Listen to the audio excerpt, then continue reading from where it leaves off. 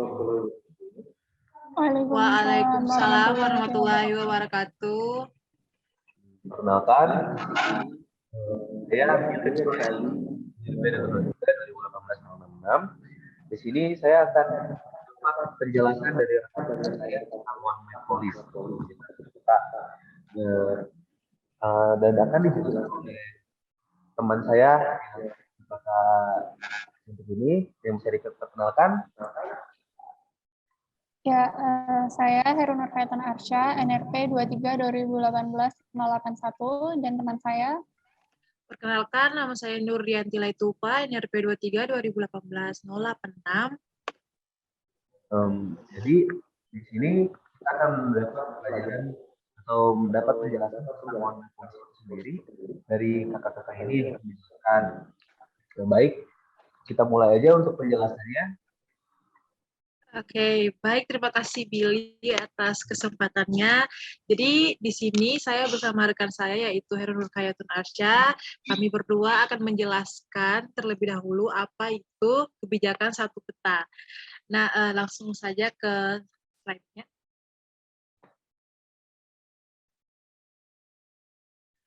Oke, di sini ada latar belakang.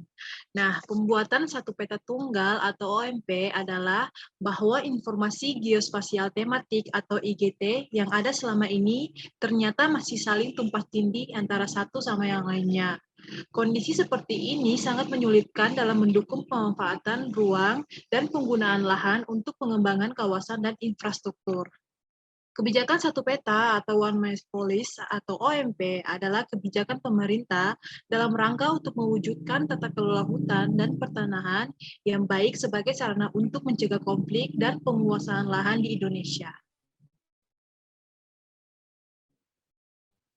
Nah, pentingnya kebijakan satu peta, Negara Kesatuan Republik Indonesia adalah salah satunya memiliki kekayaan alam yang melimpah. Kekayaan alam tersebut merupakan aset nasional dan berguna sebagai modal dasar pembangunan nasional, sebagaimana yang diamanatkan dalam Undang-Undang Nomor 26 Tahun 2007 tentang Penataan Ruang, Undang-Undang TTR. Kekayaan alam NKRI harus dikelola secara bijaksana, berdaya guna, dan berhasil guna dalam berpedoman pada kaidah penataan ruang, sehingga kualitas ruang wilayah nasional dapat terjaga keberlanjutannya demi terwujudnya kesejahteraan umum dan keadilan sosial, sesuai dengan landasan konstitusional Undang-Undang Dasar Negara Republik Indonesia tahun 1945. Nah, berikut ini merupakan Peraturan Presiden Republik Indonesia Nomor 9 Tahun 2016, di mana di sini membahas tentang percepatan pelaksanaan kebijakan satu peta pada tingkat ketelitian peta skala 1:50.000. Nah, jadi menurut Perpres ini, tim percepatan KSP dapat menambahkan IGT di luar IGT yang telah ditetapkan dalam rencana aksi percepatan pelaksanaan KSP tahun 2016 sampai 2019, termasuk IGT yang telah disiapkan oleh Badan Informasi Geospasial. Nah, peraturan Presiden ini mulai berlaku pada tanggal diundangkan. Bunyi pasal 12 Presiden nomor 9 tahun 2016 yang telah diundangkan oleh Menteri Hukum dan HAM Bapak Yasona Halauli pada tanggal 4 Februari 2016. Nah, di sini adalah arahan strategis dalam terpenuhinya satu peta yang mengacu pada satu referensi geospasial, satu standar, satu basis data, dan satu geoportal, di mana peta tematik dibuat di atas peta dasar yang sama, RBI, LPI, LNM, LLL. Kemudian satu standar mengikuti kaidah pemetaan yang sesuai dengan SNI dan KUGI, kemudian terkompilasi dalam satu basis data kebijakan satu peta, dan dapat diakses melalui satu geoportal kebijakan satu peta. Nah, di sini tingkat ketelitiannya pada peta skala 1:50.000.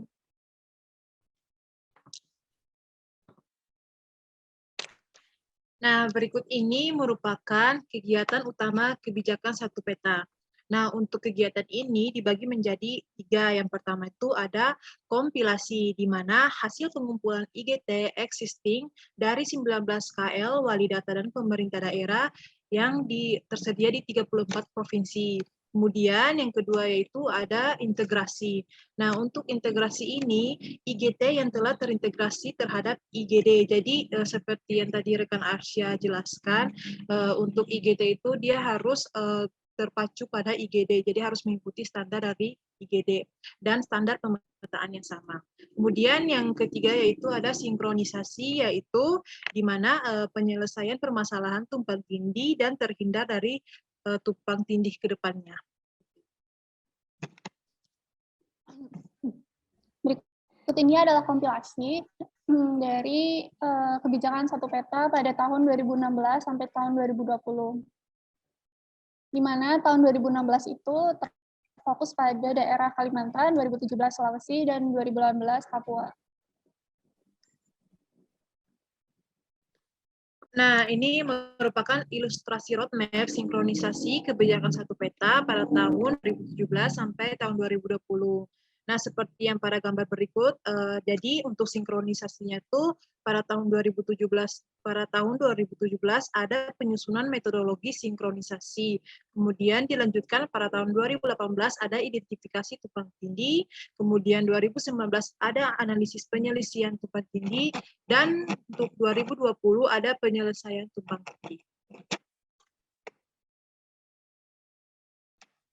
Nah, berikut adalah implementasi dari percepatan kebijakan satu peta tahun 2021 sampai tahun 2022, di mana outcome-nya itu adalah tidak adanya tumpang tindih antara izin dan selesainya konflik. Kemudian output-nya itu ada 5. Yang pertama, ditetapkannya kawasan hutan 100% di 5 provinsi, piloting kebijakan satu peta, di mana luasnya itu sekitar 18 juta lebih gitu ya. Kemudian yang kedua, tersedianya peta digital rencana detail tata ruang yang terintegrasi dengan OSS di 5 provinsi kebijakan satu peta, Kementerian ATR, 42 kabupaten. Kemudian yang ketiga, terselesainya kompilasi dan integrasi informasi geospasial tematik di 4 provinsi piloting, Pemprov Riau, Pemprov Kalimantan Timur, Sulawesi Barat, dan Papua. Kemudian yang keempat, terlaksananya rekomendasi penyelesaian tumpang tindih di Pemprov Kalimantan Tengah, KLHK, ATR BPN, Kementan, KESDM, Provinsi Kalimantan Tengah, dan 14 kabupaten atau kota. Kemudian yang terakhir adalah terintegrasinya rencana zonasi wilayah pesisir dan pulau-pulau kecil, RZWP 3K, rencana tata ruang wilayah di 5 provinsi kebijakan satu peta, KKP, ATR BPN, dan 5 provinsi. Nah, jadi di sini ada manfaat dari kebijakan satu peta itu sendiri. Jadi yang pertama yaitu kemudahan dan kepastian berusaha atau berinvestasi. Jadi di sini tuh kebijakan satu peta dapat mendukung peningkatan efisiensi dan kepastian perolehan perizinan serta meningkatkan ease of doing business dan mendukung iklim investasi. Kemudian kebijakan pemerintah ekonomi. Di sini mendukung implementasi kebijakan pertumbuhan dan pemerataan ekonomi yang efektif dan tepat sasaran. Kemudian yang ketiga yaitu ada percepatan pembangunan infrastruktur. Jadi di sini kebijakan satu peta mendukung percepatan penyediaan infrastruktur dan kawasan strategis atau KEK, KI, pusat logistik terpadu pariwisata. Kemudian yang terakhir yaitu penyelesaian konflik pemanfaatan ruang dan perizinan. Jadi di sini kebijakan satu peta mendukung penyelesaian konflik pemanfaatan ruang yang telah terjadi dan mencegah terjadinya konflik pemanfaatan ruang untuk ke depannya. Nah, kemudian ada implementasi kebijakan satu peta di bidang pertanahan. Nah, salah satunya dengan adanya pemetaan partisipatif, di mana pemetaan ini dilakukan oleh kelompok masyarakat mengenai tempat atau wilayah di mana mereka hidup.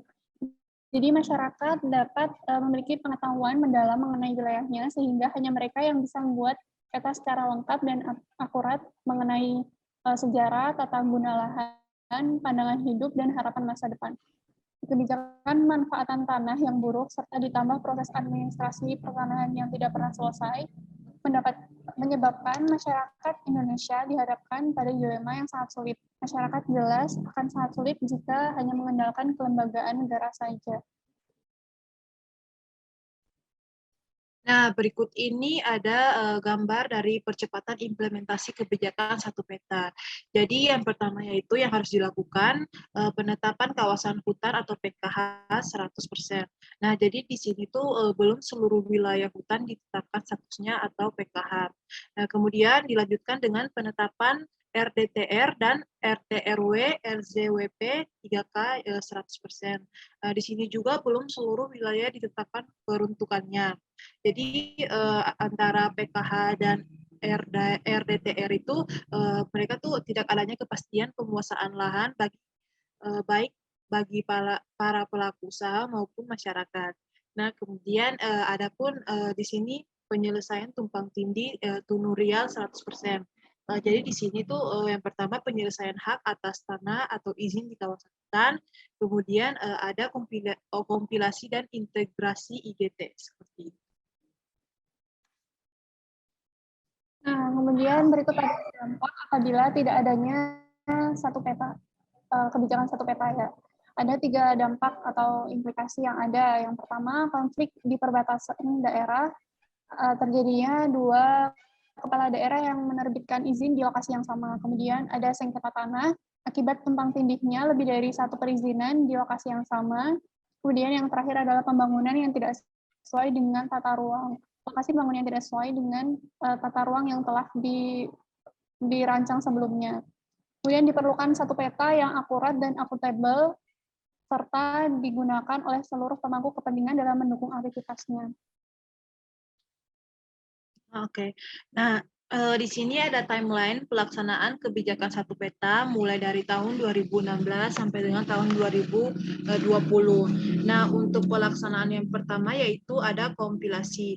Nah, untuk kompilasi ini pada tahun 2016 dia pertama tuh kompilasi IGT dan Kementerian Lembaga Pusat, kemudian kompilasi IGT dan pemerintah daerah di wilayah Kalimantan. Nah, dilanjutkan dengan tahun 2017 kompilasi IGT dan pemerintah daerah di wilayah Sumatera, Sulawesi, Bali, dan Nusa Tenggara.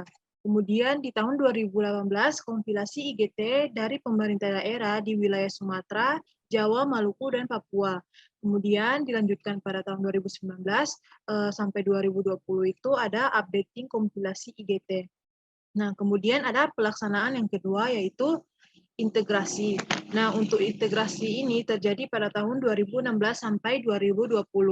Yang pertama untuk 2016 ada integrasi IGT wilayah Kalimantan, kemudian 2017 integrasi IGT wilayah Sumatera, Sulawesi, Bali, dan Nusa Tenggara, kemudian 2018 itu ada integrasi IGT wilayah Sumatera, Jawa, Maluku, dan Papua, kemudian 2019 sampai 2020 itu ada update integrasi IGT. Nah, kemudian yang ketiga yaitu pelaksanaan berbagi data. Nah, untuk pelaksanaan ini terjadi pada tahun 2017 sampai 2020.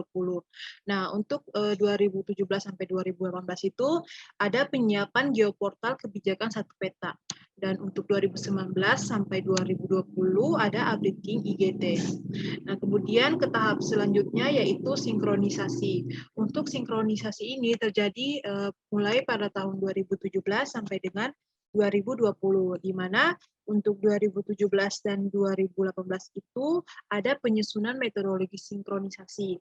Kemudian dari 2018 sampai 2019 itu ada identifikasi tumpang tindih, kemudian ada validasi hasil identifikasi tumpang tindih dengan melibatkan KL, wali data, dan pemerintah daerah.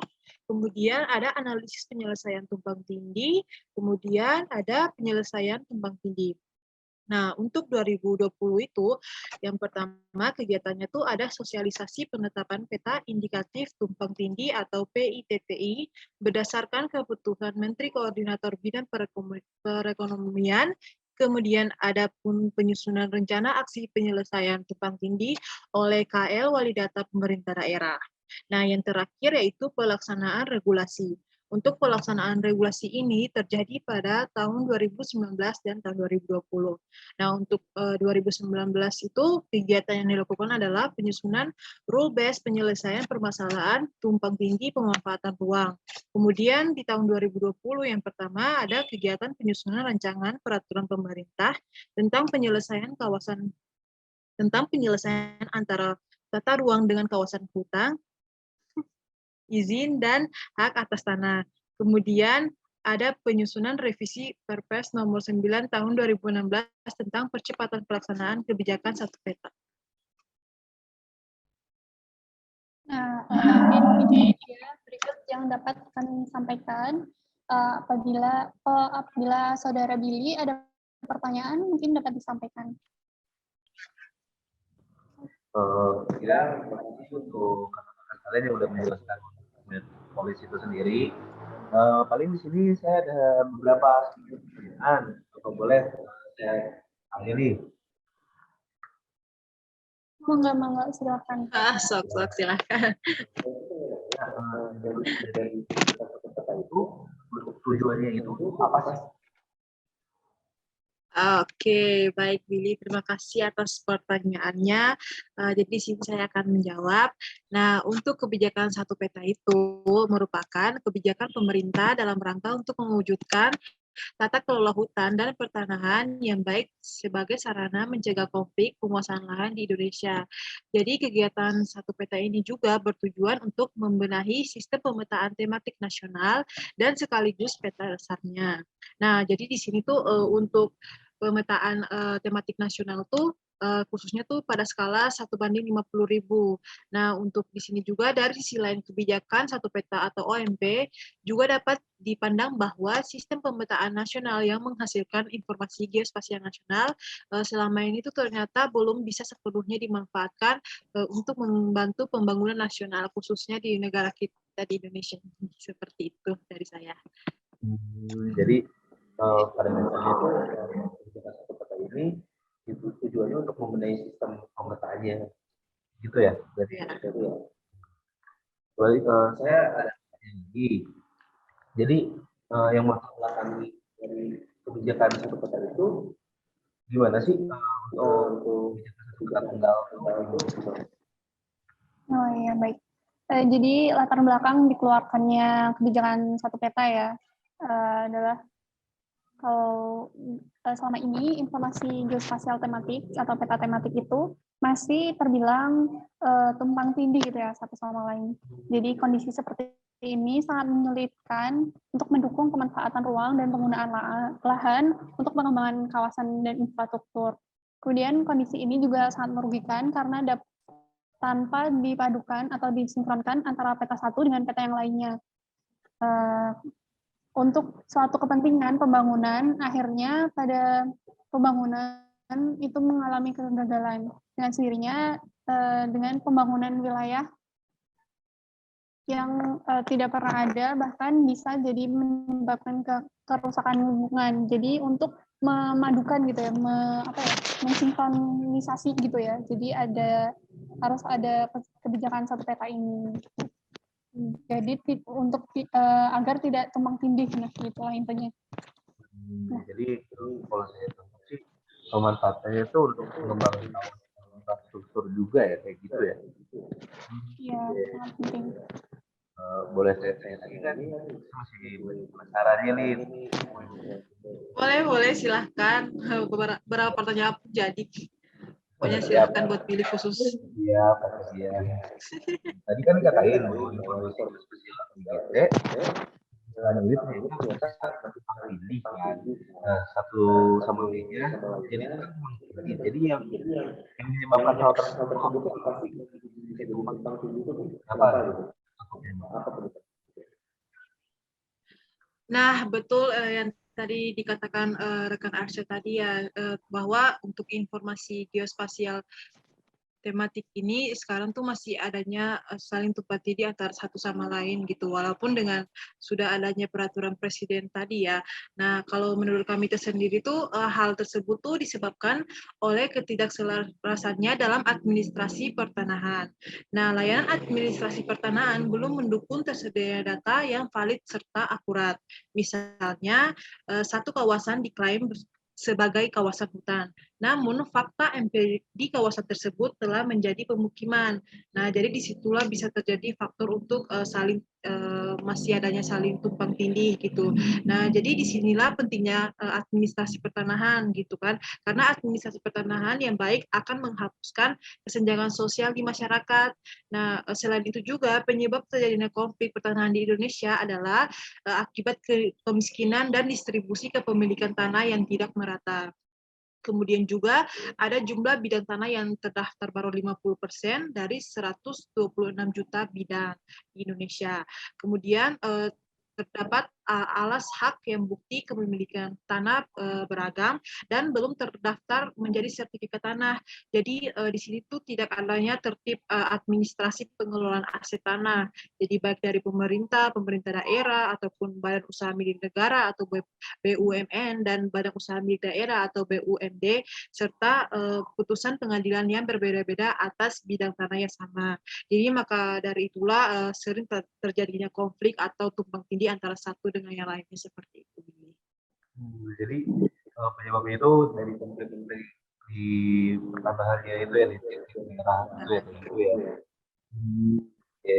Terus ada yang tadi kalau misalnya cara kayak itu tuh kayak gimana ya? Dan jadi konfliknya tuh ditanganinya kayak gimana? Oh iya.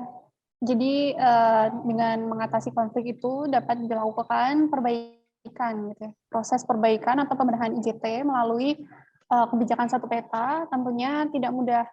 Nah, karena sejak awal masing-masing kementerian juga membuat peta menurut versinya sendiri dan bersifat sektoral sehingga upaya pembedahan tidak sekedar proses kartografi, tapi juga proses-proses substansi lainnya seperti pengumpulan data, proses data lapangan, visualisasi data peta, dan kerangka atau peta dasar yang digunakan untuk visualisasi dan peta tematik perlu diteliti dan dikaji ulang. Nah, maka dari itu disinilah ada 3 kegiatan utama dari percepatan kebijakan OMP. Dilakukan secara berurutan, yaitu kompilasi, kemudian integrasi, dan sinkronisasi, seperti yang telah kami jelaskan ya sebelumnya ya. Nah, mungkin seperti itu ya untuk proses perbaikan. Nah, itu mungkin dapat mengatasi konflik tersebut.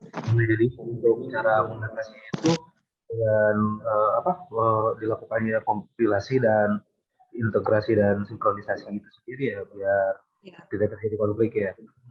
Iya, betul. Jadi kalau terus saya ada pertanyaan lagi nih.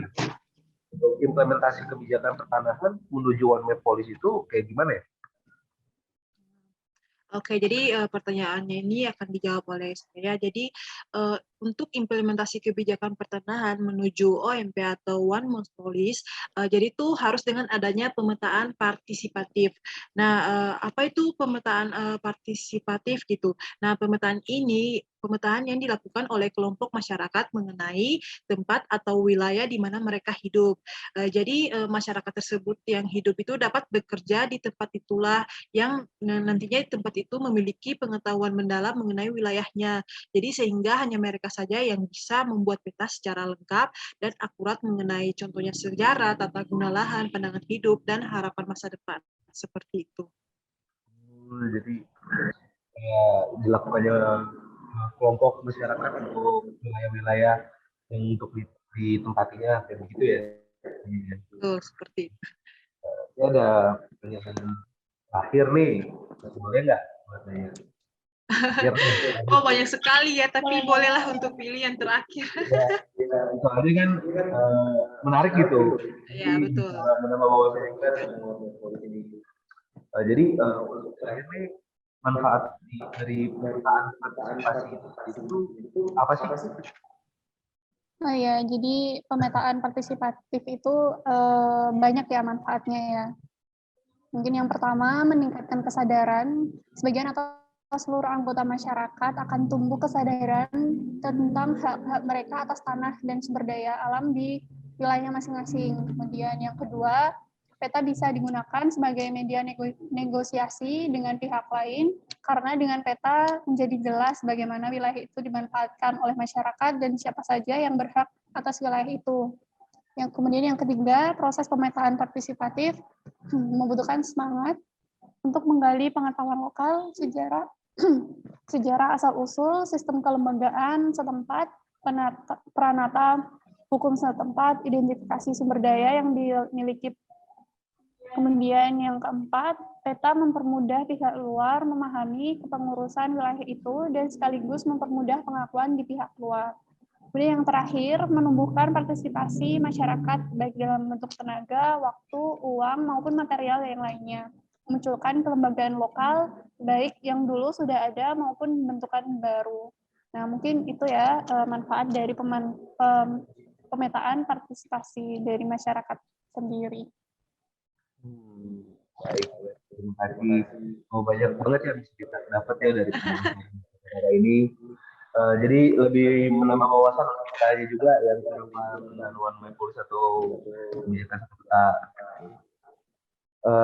Dari sih jadinya kita tuh harus lebih meningkatkan kesadaran juga ya, lebih tumbuh akan didapat dari sumber daya alam itu sendiri kan. Terus peta itu juga media negosiasi dengan kayaknya karena kita menjadi wilayah yang dimanfaatkan oleh budaya oleh siapa saja gitu. Jadi meningkatkan partisipasi untuk keluarga ya, memahaminya juga gitu ya. Ya mungkin ada yang mau dijelasin lagi nggak dari kata-katanya? Kalau dari kami cukup ya, Billy, karena dari penjelasan kami juga kami rasa sudah secara terstruktur dan lengkap juga. Di sini terima kasih juga kepada Billy yang sudah banyak bertanya di sini, jadi kami bisa sambil berdiskusi juga, apalagi kepada Billy yang istilahnya orang awam ya, yang tidak mengetahui apa itu kebijakan satu peta. Semoga apa yang kita berikan penjelasan pada hari ini tuh Billy bisa pahami dengan baik, dan juga khususnya buat teman-teman di luar sana juga bisa melihat video ini bisa paham juga seperti Billy. Ya itu saja dari kami. Ya udah kalau kayak gitu saya bisa akhiri kali ya. Terima kasih untuk kalian dan Kak ya. Bisa semoga kita bisa ketemu di kesempatan dan ini untuk teman-teman semua semoga bisa dipahami ya tentang One Man Police yang menonton ini, semoga menambah wawasan juga lah penjelasan dari kakak-kakak ini. Saya Billy Rivaldi, mohon maaf bila banyak kesalahan dan banyak tanya kepada kakak-kakak juga ini. Saya akhiri. Assalamualaikum warahmatullahi wabarakatuh. Waalaikumsalam warahmatullahi wabarakatuh. Terima kasih. Ya, terima kasih.